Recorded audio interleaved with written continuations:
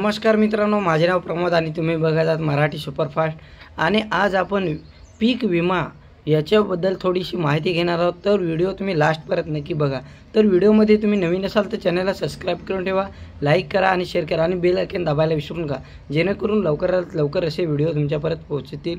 तर आपण पीक विमा हे किती मंजूर झाले आणि किती हेक्टरसाठी मंजूर झालं ते आज आपण या व्हिडिओच्या माध्यमातून बघणार आहोत। तर तुम्ही नक्की व्हिडिओ लास्टपर्यंत बघा। ते किती हेक्टर आणि त्याची पद्धती काय आहे आणि तुम्हाला ते पात्रता कशा प्रकारे तुमचे बँक खात्याशी जोडले जाणार आहे आणि काय तुम्हाला ते अटी दिलेल्या आहे त्या पूर्ण असाव्या, तर ते आज आपण या व्हिडिओच्या माध्यमातून बघणार आहोत। तर चला व्हिडिओला स्टार्ट करूया। तर गूगलवर आल्यानंतर त्यानंतर आता आपण बघू शकता की बँक खात्यात 75% विमा पीक विमा मंजूर हेक्टरी 22,500, म्हणजे हेक्टरला 22,500 रुपये मंजुरी त्यांनी दिलेली आहे। त्याचबरोबर इथं बघू शकता तुम्ही, इथं बघू शकता खाली इथं बघा तुम्ही, इथं टिक मार्क केलेलं आहे। इथं बघू शकता की सरकारने 55% पीक विमा योजनेला मान्यता दिली आहे। ही योजना राज्यातील 34 जिल्ह्यामध्ये राबवली जाणार आहे, त्यामुळे हजारो शेतकऱ्यांना त्याची आर्थिक सुरक्षा मिळणार आहे। म्हणजे 55% सरकारने योजनेला मान्यता दिली आहे, त्याचबरोबर 34 जिल्ह्यामध्ये ही योजना राबवली जाणार आहे, त्यासाठी त्यांचा खूप फायदा होणार आहे। त्याचबरोबर पीक विमा योजनेची पार्श्वभूमी की कोणत्या आपलं नुकसान, म्हणजे जसं की शेतकरी समुदाय हवामान बदल, अनियमित पाऊस, दुष्काळ आणि इतर नैसर्गिक आपत्तीमुळे आर्थिक संकटात सापडला होता पारंपरिक पीक विमा योजनेमध्ये। तर 55% शेतकरी सरकारने त्यांना मान्यता दिली आहे। 55 शेतकरी संघटनांनी त्या आंदोलन केलं होतं आणि त्या 55% पीक विमा हा मागणी केलेली आहे। तर ती निवडणूक काळात त्याने राजकीय पक्षांनी त्यांना ते हे दिलेलं होतं।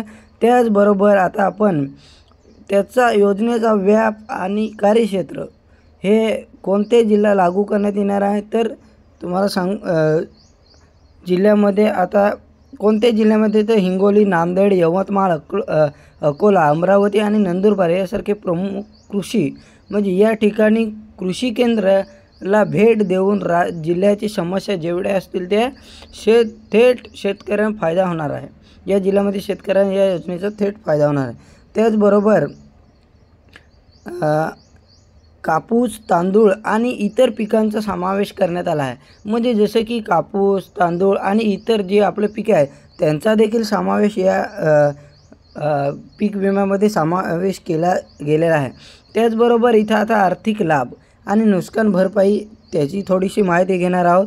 तर आर्थिक लाभ आणि नुकसान भरपाई म्हणजे या योजनेचा प्रति हेक्टर 22,500 ते 12,500 रुपयापर्यंत नुकसान भरपाई मिळणार आहे। म्हणजे तुम्हाला 22,000 ते 12,500 पर्यंत तुमची नुकसान भरपाई भेटणार आहे। त्याचबरोबर याची भरपाई ही मोठी रक्कम आहे आणि त्याचबरोबर खाली 55% नुकसानी अर्धा कार्य तुम्हाला दिले जाणार आहे। त्यासाठी याचे अर्ज आणि प्रक्रिया कशा प्रकारे आहे ते तुम्ही बघू शकता। तर याच्यामध्ये तुम्हाला सांगू इच्छितो की आधार कार्डला लिंकेज म्हणजे DBT आपला हा लिंक असणं, म्हणजे बँक खात्याशी आधार कार्ड लिंक असणं गरजेचं आहे। तुमचा जर नसेल तर तुम्ही बँक खात्यामध्ये जाऊन आणि आधार कार्डला मोबाईल आपला बँक पासबुक लिंक करा, कारण की DBT थ्रू येणार आहेत पैसे। कारण की DBT दिवसार हा सरकारने नियम जारी केलेला आहे, कारण की प्रत्येक पैसे हे आता DBT थ्रू येणार आहेत आणि DBT थ्रू येणार आहेत, कारण त्यासाठी ही पूर्ण चळवळ त्यांनी केलेला आहे। कारण की आता कुठल्याही योजना असो कुठलेही असो पण ही DBT थ्रू येणारच आहे। तर तुम्ही DBT ज्या त्वरित करून घ्या, जेणेकरून तुमची जे पीक विम्याचे पैसे आहे ते तुमच्या खात्यामध्ये येतील। तर चॅनलमध्ये नवीन असाल तर चॅनलला सबस्क्राइब करून ठेवा, असे नवनवीन आपण व्हिडिओ